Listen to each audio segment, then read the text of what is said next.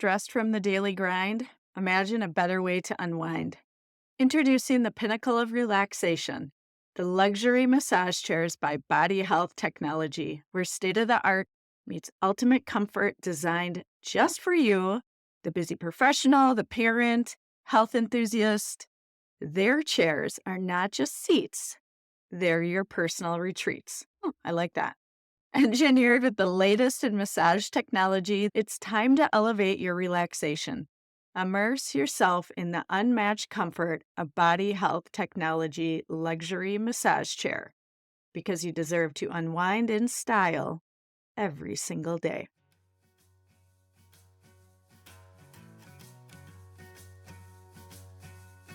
I'm Lori Groh, your host, mental health therapist, and practice owner.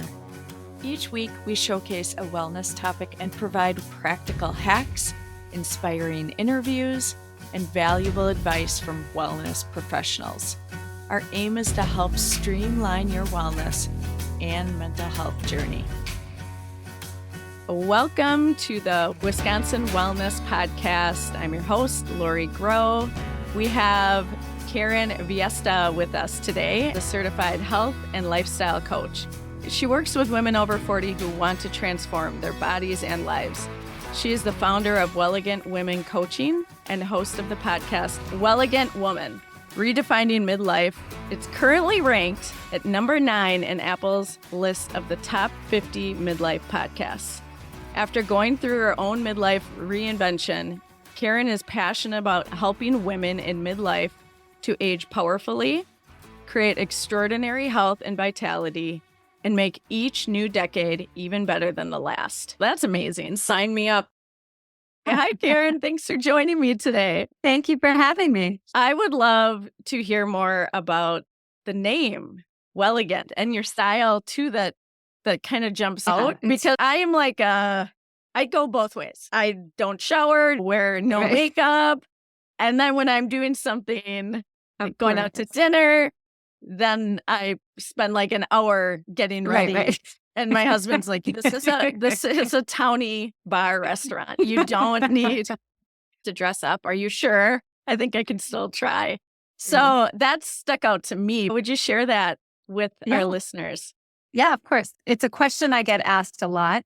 So in my mind, when I was coming up with a name, these were the two ideas that I believe contribute to a well-lived life. Thank you for joining us today on the Wisconsin Wellness Podcast. Remember, your well-being is a priority, and we're here to help support you every step of the way.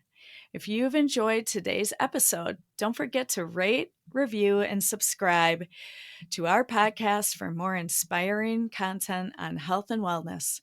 You can also join our Facebook group to connect with Wisconsin wellness providers by clicking the link in our show notes. Take care of yourself and remember that your well-being is a journey, not a destination. We look forward to you joining us again next time on the Wisconsin Wellness Podcast. Until then, stay well and stay inspired. There's this idea of wellness, which I define as a sound body, mind, and spirit. And then there's this idea of elegance. And I do always feel compelled to define elegance because some people think of it as pearls and the country club. I think of elegance as simplicity and discernment and living life valuing quality over quantity. So to me, when you join those two ideas together, you really have the foundation of a really healthy, satisfying, fulfilling way of life. That's the point of intersection for me. I love that you clarified it because that would be my first guess, would be pearls and country club. If that's what somebody values, then by all means, that's part of their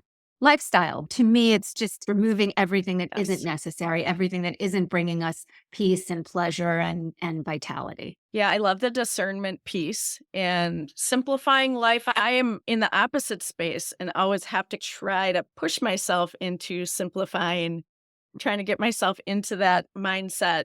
But the way you describe elegance does connect with my visual of it. I think the challenge that you mentioned is a challenge we all have, right? We live in a society that tells us more is better. It seems as if simplicity should be easy. It's actually a lot harder for most women to do because it means figuring out what your values are. It means deciding what is most important. And that's not easy to do because we're made to feel like everything is equally important. Oh, you nailed it. I feel like that's exactly what women are struggling with. That classic idea of what it's like to be a woman. It's you have to be everything to everyone. It is really hard to prioritize for a lot of people. And so the discernment piece does help and align with what it means to be well. You can't go down that path and into a goal of wellness and think that you're going to do every single thing.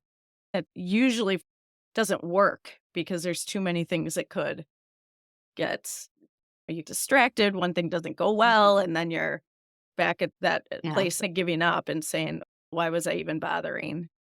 And it So, yeah. especially doesn't work for a woman over 40 because women, my work obviously is with women over 40. And what I hear so often is that there's this baseline level of feeling stuck, feeling exhausted, often accompanied by a lot of physical symptoms because there are hormonal changes that are happening and there are symptoms. And what I always try to impress upon women is that's really your body's way of telling you we have to do things differently now. So that way of operating where we make everybody's needs a priority and we try to do it all and be everything to everybody, this is like the point in life where we have to understand that if we want to live a healthy, vibrant, purposeful, passionate second half of life, we have to make a shift. We have to do things differently because what got us here is not going to get us there. What are your thoughts on 40? I work with a lot of women and it's tending to be around 40. I'm 43 right now. And we are having a similar conversation in therapy where I can definitely relate of all of a sudden something seems to shift and it feels as though let's reorganize everything. Do you have any thoughts on why that might happen? Yeah, it's so interesting that you said that because the years from 40 to 60, research has shown that those are the years that most women end their marriages. That was the case for me. I divorced at 48 after 24 years of marriage. Now, I'm not saying that everybody had to have a divorce, but something happens once we reach 40 where I think the runway gets a little shorter and we begin to consider our life. It's almost as if you zoom the lens out a little bit. And instead of just focusing on what am I doing today, suddenly you're thinking in terms of where am I going to be in 5 years, in 10 years, in 20 years? Women realize that they just don't want the second half of their life to look and feel like the first half. I personally think this is the best time to be a woman in midlife. Not only are we shifting our views of women in midlife, but we're realizing that once the kids grow up a little bit and once we're in a different financial place, there are a lot of things working in our favor and giving us a lot of freedom so that we can turn the second half of our life into this beautiful opportunity to create the life of our dreams if we are willing to figure out what we want and what we need and design our life around that. But I want to jump back because there was this meme that was going around social media for a while, and you may have seen it. It was, the screen was split. And so on one side, they had the Golden Girls, that show from the 80s. They had the three characters, and underneath them, they had their ages. And it was like 53, 55, and 57. Then on the other side of the screen, I know you're all where I'm going with this. Yeah. On the other side of the screen, they had the girls from Sex and the City, from the new sequel to Sex and the City. And underneath them, they had 53, 55, and 57. So to me, that was the perfect example of how age has nothing to do with the number. Right. right? They were the same age, and yet in our minds, one group is a group of old ladies, and one Yes. group is a group of these sexy, vibrant women, powerful women. Mm-hmm. So I always remind women that it really, truly is all about perspective. And when we get that part, we can create a second half of life that's even better and more exciting than the first. And when you're saying that, I can completely picture the differences in that. Loved Golden Girls and Sex in Yeah. the City for sure. It just seems mind-boggling. To me, it would be more like 80s, right? Yeah. And not like the necessarily the facial. Right. It's like Right. the dress and Yeah. probably the perms. But I think that for a long time, women would fear getting older because Mhm. of not feeling sexy. Yeah. That idea, it might not necessarily be about looks, but yes, that definitely we're placed with that idea of we need to look a certain way. To me, there is a bit of that fear of not being seen Hmm. and not being acknowledged. And, for a lot of women in our 20s, it was more like, oh, look at her. She's walking in Right. the room, that sort of thing. And Well, then we that's not there anymore in that same. absolutely. And look, we live in a youth obsessed Mhm. culture. So when I say things are changing, we're not there yet. We still live in a culture that tells women you shouldn't age. And if you have to age, you shouldn't look like you're aging. Right, And you should wear certain things, and you should behave a certain way, and you should communicate in a certain. We still do have a lot of rules yes. placed on women over 40 and a lot of expectations. And I don't know that we've arrived yet. But along with examples like the one I just gave, we can see that society is beginning to recognize that a woman's life is not over at 40. Mhm. I often describe it like a mountain. In our 20s and 30s, society tells us we're climbing the mountain, right? We're building, we're growing, we're advancing, whether it's in our career or in our families. And then we get to 40, we're at the pinnacle, and the mindset seems to be, quote unquote, it's all downhill after 40. Everything after that is a descent. At all the case, and society is beginning to recognize that. It begins with us, right? Right. Those of us who are over 40, and with the messages we tell ourselves. And then the rest of the world falls in line. If we're telling ourselves that it's all downhill after 40, then that's the experience we're going to create for ourselves. But if the more we tell ourselves, look at all the advantages of being a woman over 40, how much smarter I am. Look how much more financially independent I am. Look Right. at how much more freedom I have. Right. I think if we can really embrace that and approach the second half of our life with that mindset, we can create extraordinary things. I started my podcast at 54. I started my business at 52. I believe it's important for us to have a relationship with that future version of ourselves and to always have our eye on who is she? Where am I going to be in 10 years or 20 years or 30 years? What is that woman like? And as much as possible, we want to adopt her habits and qualities now because that will help us to live into that. I love that idea of the relationship with your future self and thinking in that frame of reference of what do I want to feel like? What do I want to be doing? What's going to be important to me? Are there Mhm. things I'm doing today that I doubt will be important to me at that point? It's interesting because I did listen to your podcast with your grandma that was Mhm. 103 Yeah. years old. And what you said about mindset reminded me of that episode where you were talking about your grandma's never saying, Mhm. I'm Right. old. Right. Right. I'm like, Right. oh, we're so old.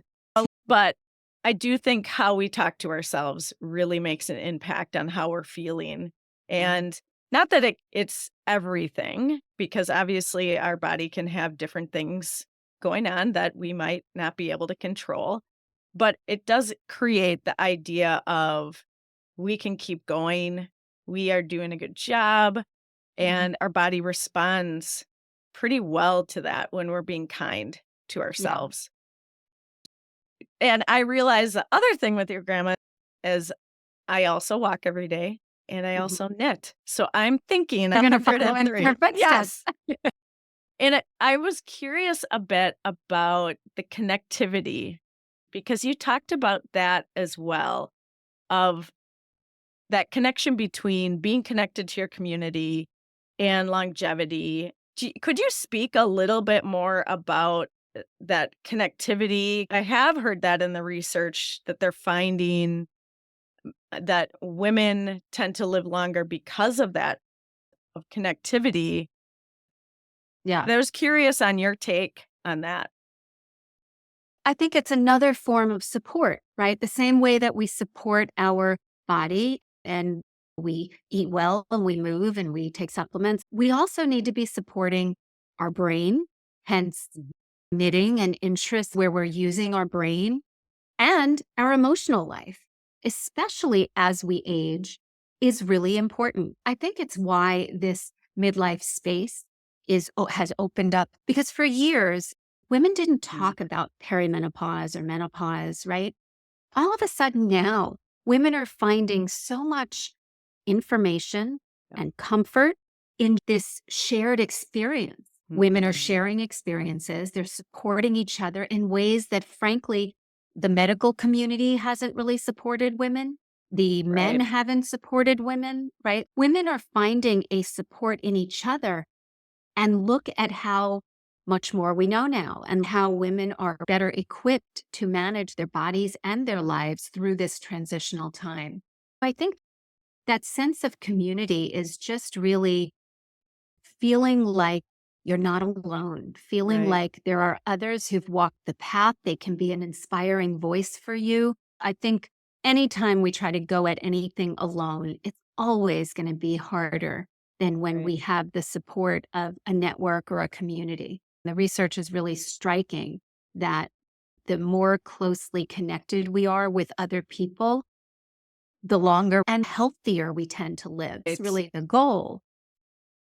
The connection between emotional support and friendship and our health span is pretty amazing. These kinds of shows and podcasts and communities are so helpful. It's the reason that once I learned how to manage my own health and being through that time, it's one of the things that made me so passionate about sharing the information.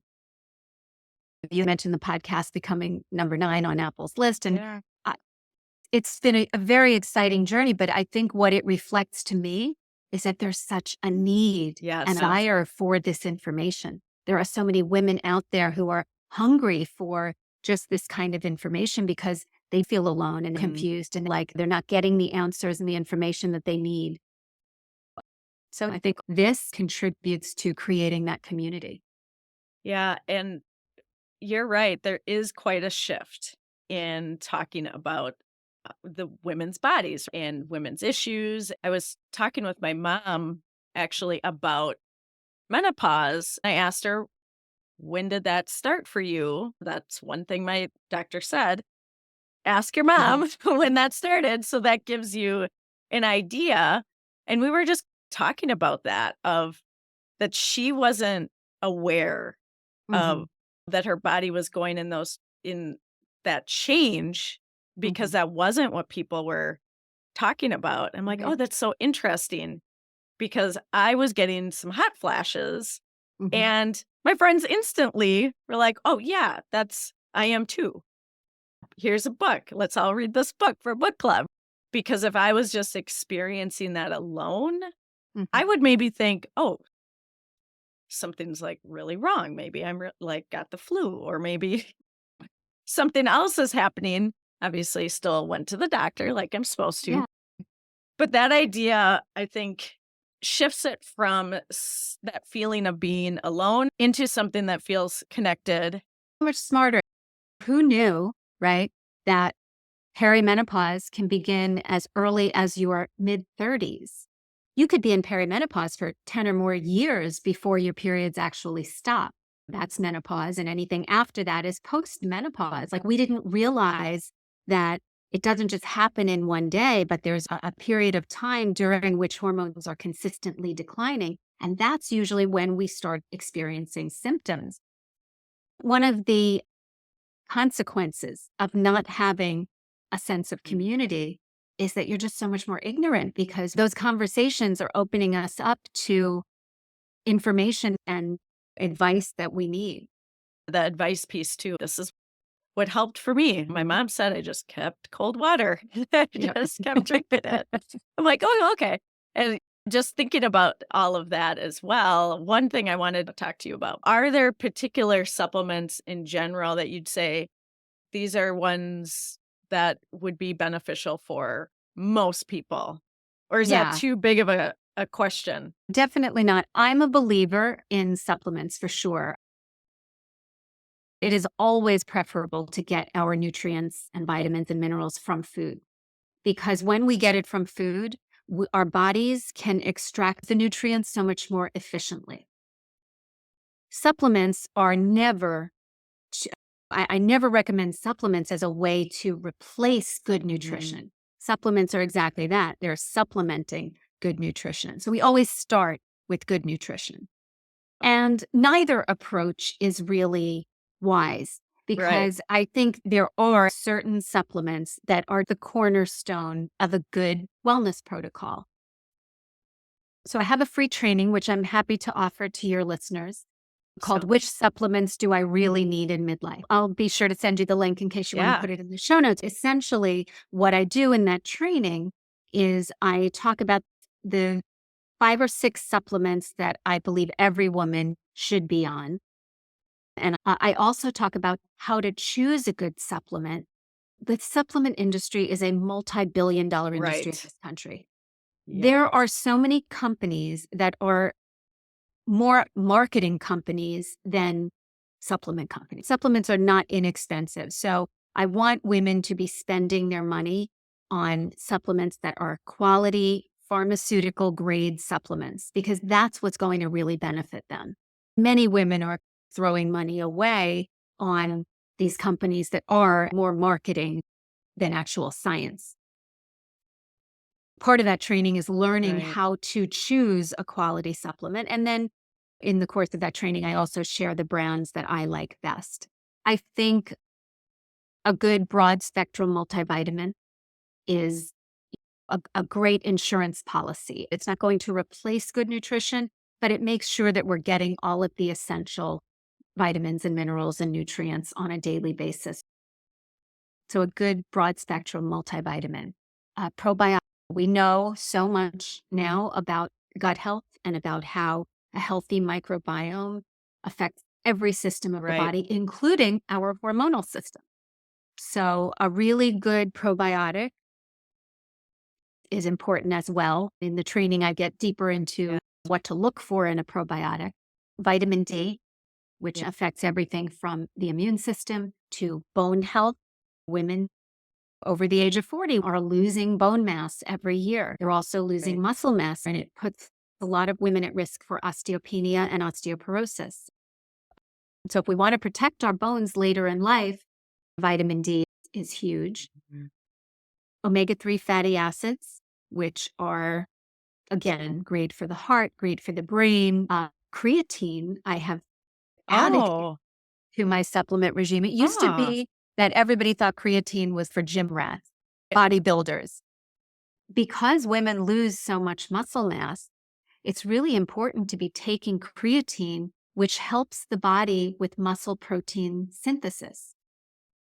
As we eat our protein and assuming we're consuming an adequate amount of protein and a good diet, creatine helps us to take those proteins and turn them into healthy muscle tissue.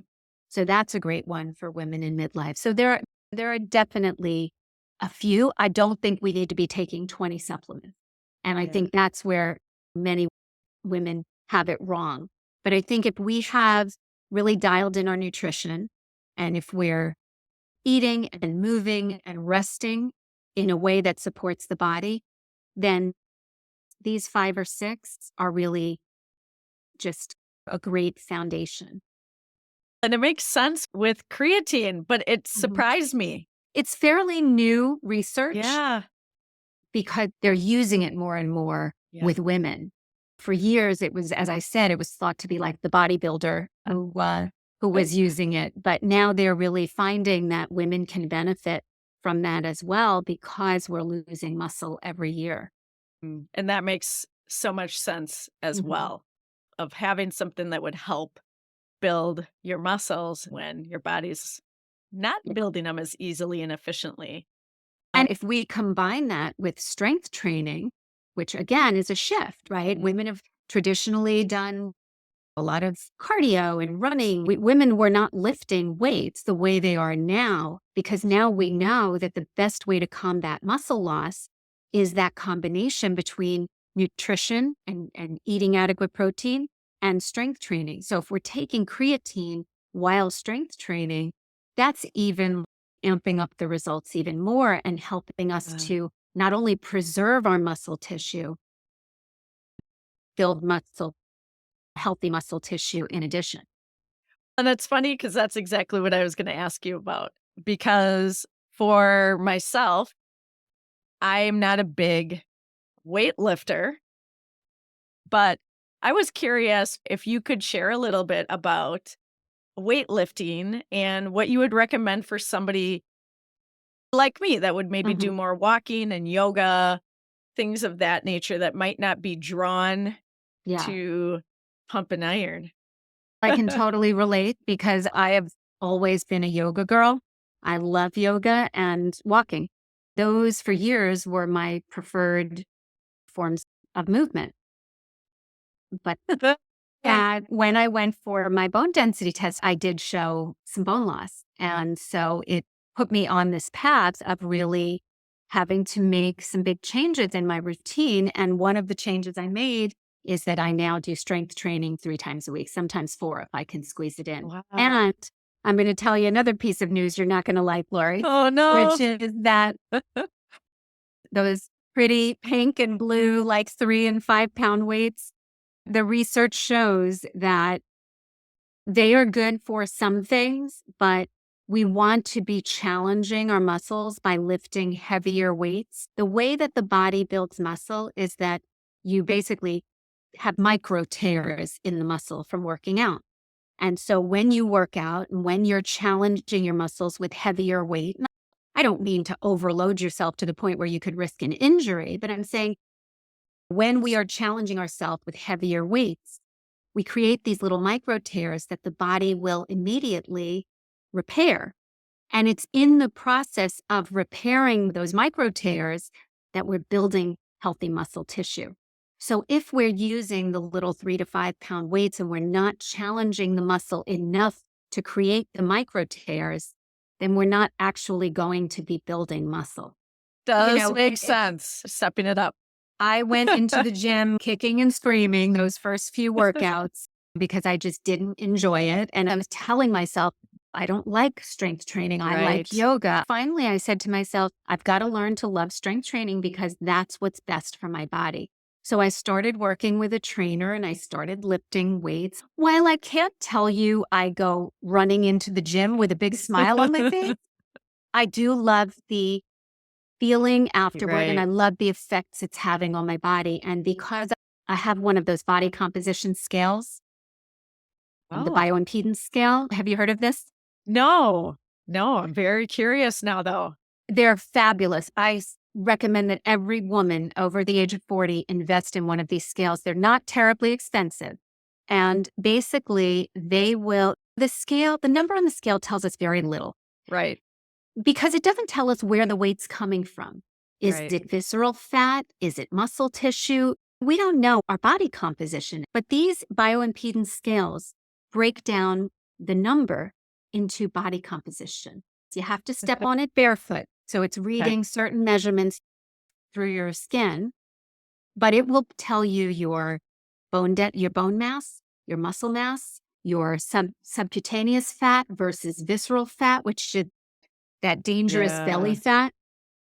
And what I love is that I can see, because I'm a science geek about these things, I love that I can see, since I am strength training on a week-to-week basis. So if you're somebody like me who doesn't love it, the scale will make you love it, because the scale really is like that little pat on the back going, go for it, Karen. You're doing great. It's working. So I could love that see scale. that. Is there I'm going to send you a link. There's not a link on my site. I often post in my weekly newsletter. I do have a newsletter that goes out every Thursday.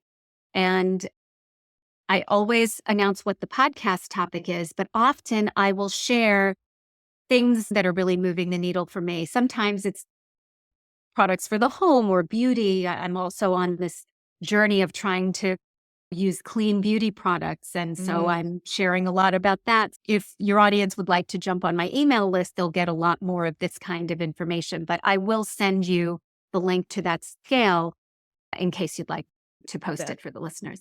Or get one for yourself. I'm going to get one, because I think I need a bit of that. But if I have that evidence, I can really zero in on that. That's why I like doing to-do lists and checking them off and all of those things of, you got this many days of yoga in a row. I love all of that. It does really work for me. So thank you so much for that. Highly motivating, in my opinion. Yes. And also really good information for women to have. When we step on the scale and we see, I've gained weight since I'm strength training. If I didn't have that scale, I could probably get discouraged. But now I have the scale and I'm like, who cares? I'm building muscle. This is great. It gives us the information so that we can look at the complete picture of our health in a way that is much more empowering than if we didn't have that information. Yeah, I like that idea of the scale telling us that we're getting healthier instead of just the weight. In a lot of ways, doesn't tell us anything concrete. So Karen, I would love to ask you, what is the number one most important thing to do or focus on right now? I think it's the idea that age does not have to mean decline. Instead of feeling hopeless or a lack of control, I think what I would most want to impress upon women is that there are so many things, as you and I have talked about, right, that we have control over. And that if we make up our mind, it is a choice. If we choose that we want a second half of life that is full of vitality and pleasure, passion and purpose, there are many things we can do to create that. It's really just a matter of us making that decision and deciding that we're going to live the second half of our life in a way that supports us. And we're going to take the time to learn how to care for our body. I love that. Thank you so much for taking time today, Karen. It was so nice talking with you. Maybe now I have like a list of questions because it's so informative, and I'm definitely sharing this with all my friends, as well as the newsletter, extra information. I think of it like, I like to think of it, these are the conversations I'm having with my girlfriends. Like someone will say, oh, I read this book. It was great. You have to read it. It's my way of bringing my audience into my little circle. I feel my community really is a group of girlfriends, and this is how we share and connect. So if you want to bring your girlfriends in, I'm happy to chat. Thanks again, Karen. Take care. Thank you for joining us today on the Wisconsin Wellness Podcast. Remember, your well-being is a priority, and we're here to help support you every step of the way. If you've enjoyed today's episode, don't forget to rate, review, and subscribe to our podcast for more inspiring content on health and wellness. You can also join our Facebook group to connect with Wisconsin wellness providers by clicking the link in our show notes. Take care of yourself, and remember that your well-being is a journey, not a destination. We look forward to you joining us again next time on the Wisconsin Wellness Podcast. Until then, stay well and stay inspired.